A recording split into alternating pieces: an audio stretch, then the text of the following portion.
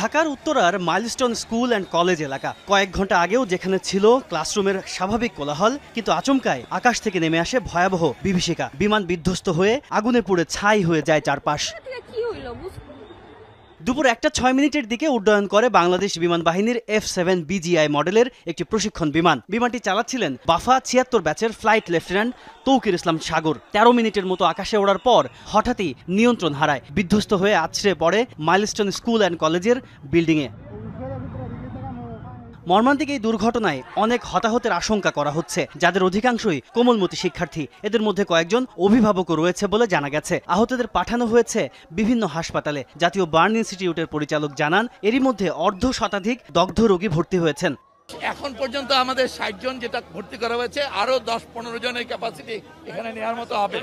এরপর ঢাকা মেডিকেল প্রস্তুত আছে পুরোটা।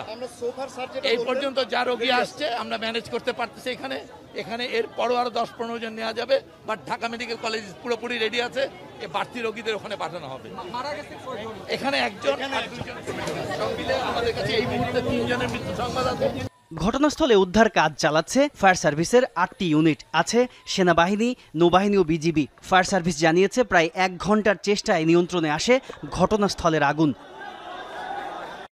স্থানীয়রা জানিয়েছে বিকট শব্দ শুনে দৌড়ে আসে অনেকে। ক্যাম্পাস জুড়ে ছিল ধোঁয়া, আতঙ্ক আর কান্নার রোল।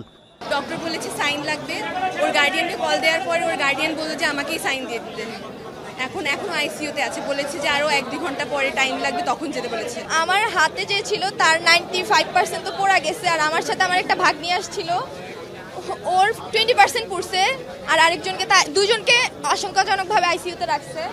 দুর্ঘটনার কারণ সম্পর্কে এখনো কোনো তথ্য জানা যায়নি। তাজনুর ইসলাম, যমুনা নিউজ, ঢাকা।